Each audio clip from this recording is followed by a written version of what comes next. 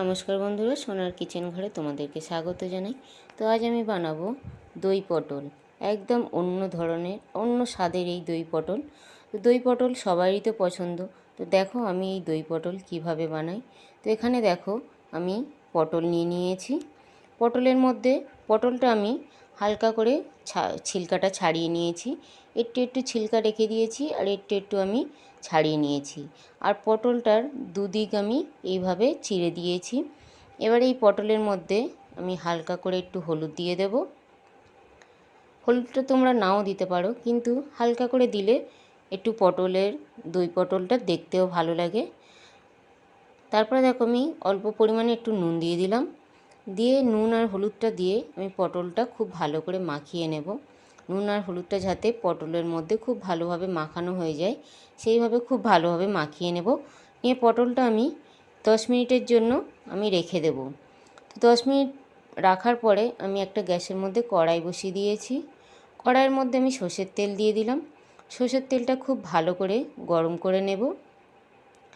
সর্ষের তেলটা কিন্তু খুব ভালোভাবে গরম করে নিতে হবে। নেওয়ার পরে ওই তেলের মধ্যে পটলগুলো ভেজে নেব, হালকা করে একটু ভেজে নেব পটলগুলো। তো আমি পুরো পটলটা কড়াইয়ের মধ্যে দিয়ে দিলাম। দিয়ে পটলটা আমি গ্যাসটা কমিয়ে দিয়ে হালকা করে ভেজে নেব পটলটা। তো পটলের একটা দিক ভাজা হয়ে গেছে। এবার দেখো আমি আর একটা দিক একটু উল্টে দিলাম। এইভাবে হালকা লাল লাল করে পটলটা আমি ভেজে নেব।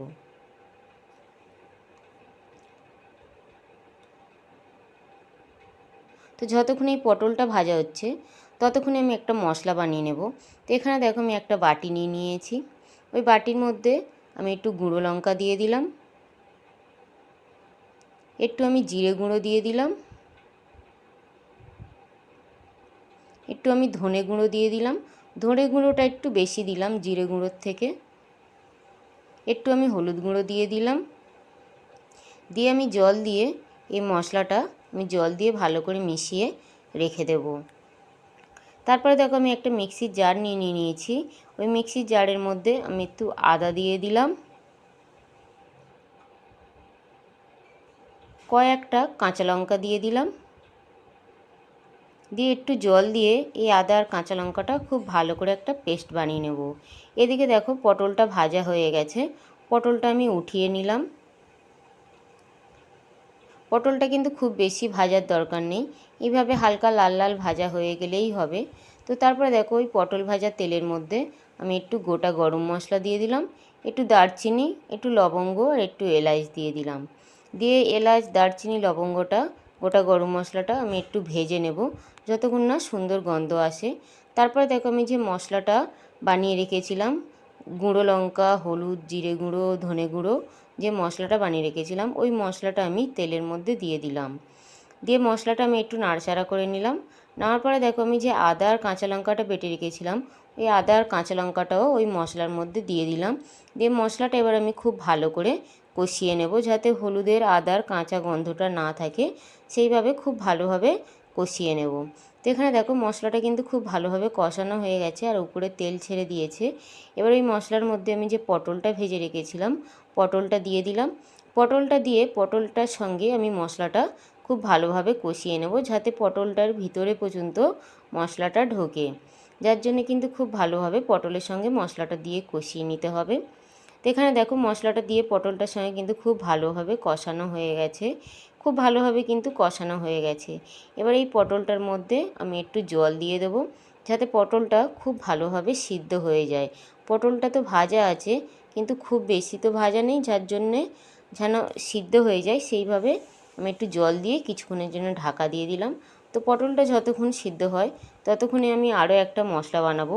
এখানে দেখো আমি একটা মিক্সির জার নিয়েছি। মিক্সির জারের মধ্যে কিছুটা আমি কাজু বাদাম দিয়ে দিলাম, আর আমি 4-5 চামচ আমি টক দই দিয়ে দেবো। টক দইটা দিয়ে আর কাজু বাদামটা দিয়ে আবারও আমি খুব ভালো করে একটা মিক্সির মধ্যে দিয়ে খুব ভালো করে পেস্ট বানিয়ে নেব। আর এদিকে দেখো জল দিয়ে রেখেছিলাম পটলটা, জলটাও কতটা কমে গেছে আর পটলটাও কিন্তু খুব ভালোভাবে সিদ্ধ হয়ে গেছে। পটলটা কিন্তু খুব ভালোভাবে সিদ্ধ হয়ে গেছে আর জলটাও দেখো অনেকটা কমে গেছে। এবার এই পর্যায়ে আমি যে দই আর কাজু বাদামের পেস্টটা বানিয়েছি ওই দই আর কাজু বাদামটা পেস্টটা আমি দিয়ে দিলাম পটলের মধ্যে। আর স্বাদ অনুযায়ী একটু চিনি দিয়ে দিলাম। যেহেতু এর মধ্যে দই দেওয়া আছে, চিনিটা দিলে ব্যালেন্স হয়ে যাবে, খেতে কিন্তু ভীষণই ভালো লাগে। আর পরিমাণ মতন আমি নুন দিয়ে দিলাম। দিয়ে নুন আর চিনি আর দইটা দিয়ে আমি খুব ভালো করে মিশিয়ে নেব। দইটা দেওয়ার পরে গ্যাসটা কিন্তু একদম কমিয়ে দিয়ে খুব ভালো করে কিন্তু নাড়িয়ে যেতে হবে, যাতে দইটা ফেটে না যায়। ছেড়ে দিলে কিন্তু দইটা ফেটে যাওয়ার চান্স থাকে, যার জন্য কিন্তু দইটা দিয়ে খুব ভালোভাবে কিন্তু নাড়াতে হবে। আর গ্যাসটা কিন্তু একদম কমিয়ে দিতে হবে। তো এখানে দেখো দইটা দেওয়ার পরে কত সুন্দরভাবে একটা গ্রেভি তৈরি হয়ে গেছে। আর দই পটলটা কত সুন্দর দেখতে লাগছে দেখো, খুব সুন্দরভাবে কিন্তু হয়ে গেছে। এই রকম গরমের দিনে এই রকম দই পটল থাকলে কিন্তু রুটি দিয়ে, ভাত দিয়ে, পরোটা দিয়ে সব কিছুর সঙ্গে কিন্তু খাওয়া যায়। আর খেতে কিন্তু ভীষণই ভালো লাগে। তো এখানে দেখো দই পটলটা পুরো রেডি হয়ে গেছে। গ্যাসটা বন্ধ করে দিয়ে আমি কিছুক্ষণের জন্য ঢাকা দিয়ে রেখে দিলাম। তো তারপরে দেখো আমি দই পটলটা পুরো রেডি হয়ে গেছে। এবারে আমি তুলে নিচ্ছি দই পটলটা। আর কত সুন্দরভাবে হয়ে গেছে দেখো, আর কত সুন্দর দেখতে লাগছে। আর খেতেও কিন্তু ভীষণই ভালো লাগে এই দই পটল। তো তোমরাও এইভাবে একবার বাড়িতে বানিয়ে খেয়ে দেখতে পারো। আশা করি ভীষণই ভালো লাগবে। তো এই দই পটলের রেসিপি তোমাদের ভালো লাগলে কমেন্ট করো, লাইক শেয়ার সাবস্ক্রাইব করে আমার পাশে থেকো।